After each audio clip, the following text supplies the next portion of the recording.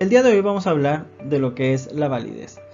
Para hablar de la validez, tendríamos que ya haber verificado, revisado el tema anterior, que es el tema de los instrumentos de medición. Ya tengo un diseño y dentro de ese diseño tengo métodos, tengo instrumentos, tengo procedimientos, y estos instrumentos básicamente lo que me tienen que llevar es a dos conclusiones, es decir, o surgieron por dos razones. Una porque ya existían, u otra porque yo los desarrollé.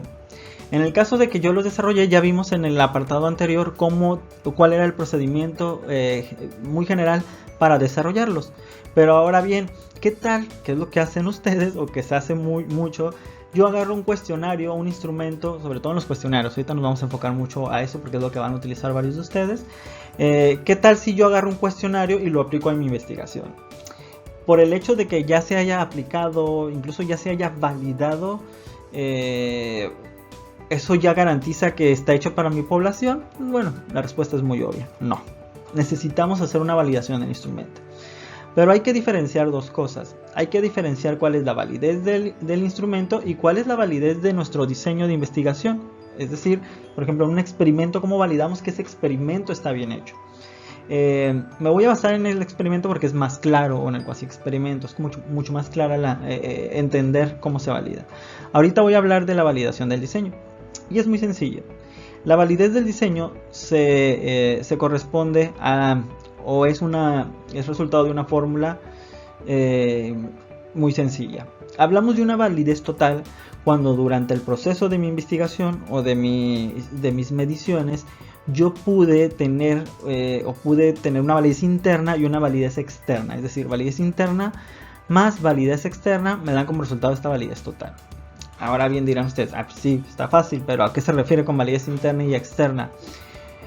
Muy sencillo, validez interna y externa en cualquiera de las dos hacen referencia, ojo, hablo del diseño, hacen referencia a que yo no eliminé la mayor cantidad de sesgo o el mayor grado de sesgo que pudo haber existido en mi investigación. Y les explico. Digamos que yo tengo hago un experimento. Primero tengo que asegurarme de que yo no elegí a los sujetos de manera discriminada, es decir, que yo como investigador no tuve que ver en esa elección y disminuir el sesgo para que los resultados sean válidos. Esto lo hacemos de dos formas. Bueno, hay una que es la ideal y la que se busca y la que les van a pedir cada vez más estrictamente a nivel de investigación, si van subiendo en esto de investigación, que es la aleatorización o randomize. Es decir, buscar de qué manera los sujetos llegan o son seleccionados de manera aleatoria. Para esto hay diferentes instrumentos. Ya se puede hacer a través de cualquier software estadístico, incluso en línea, ¿no? Digamos que ustedes tienen 20 personas y conocen sus correos, sus matrículas, lo que sea, y las distribuyen de manera aleatoria, como en las tómbolas, que de hecho hay un método que se llama tómbola. Los meten y los van sacando uno por uno y en base a una necesidad estadística, como podría ser el poder estadístico y la potencia estadística, tema del que vamos a hablar después.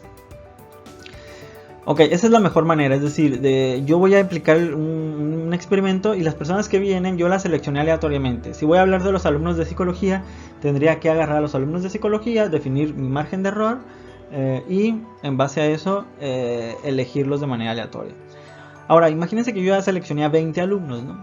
Y voy a generar dos grupos de control, uno de control y uno experimental.